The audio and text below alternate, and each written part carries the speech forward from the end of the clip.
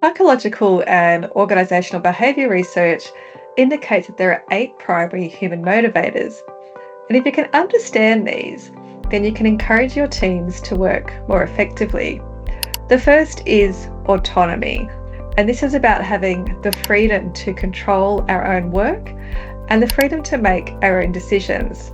So as a manager, the way that you can enable this is to communicate the outcome to the employees of what you're looking for, but let them decide how to do it. So if you're giving someone a project, you may say, okay, here's where I want us to get to, but then it's up to them to work out how to get you there.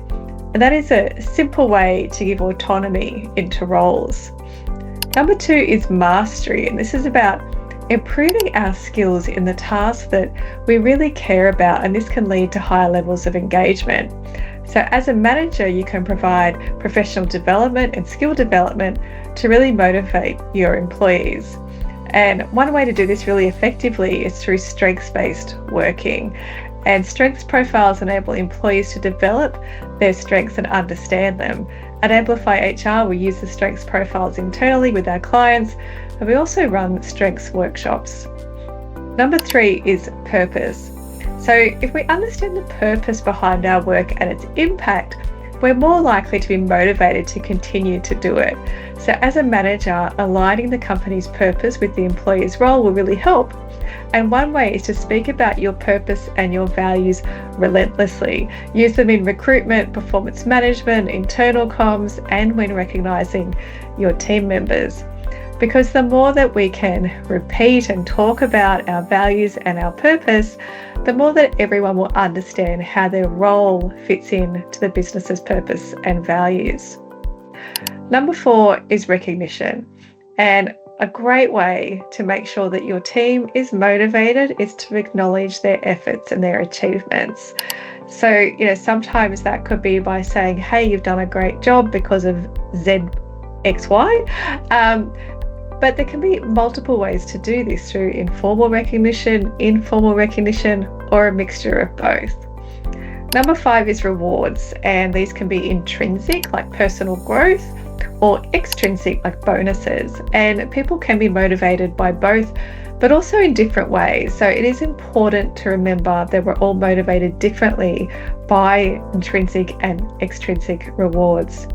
So as a manager, have a look at what rewards you have in your organisation, and also how are you distributing these within the team, and how are you selling through to the team what these rewards are so they understand it's a reward and not just part of working here. Number 6 is relationships. Having strong, positive relationships with colleagues and managers enhances motivation. So as a manager, creating a supportive and collaborative work environment, that is going to motivate people to take initiative and perform well.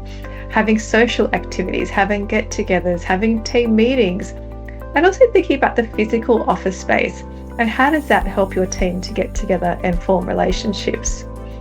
Number 7 is progress. So seeing progress towards goals is quite motivating, not just hitting the goals. So as managers, we can do that through setting clear milestones and also celebrating the achievement of those milestones along the way.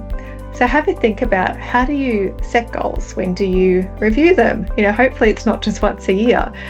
What dashboards can you put in place? What scorecards can you use? Number 8 is security. So job security and stable work can really motivate people because it can reduce anxiety and enable people to just focus on the job. Now, managing job security can be challenging for managers, but there are a few strategies. For example, focusing on managing performance appropriately rather than just resorting to redundancies. So there are 8 motivators. Will using these help to increase the performance of your team? I'd love to hear your feedback and stories. Just head on over to amplifyhr.com.au, leave a comment below, or connect with me on LinkedIn and we can start a conversation.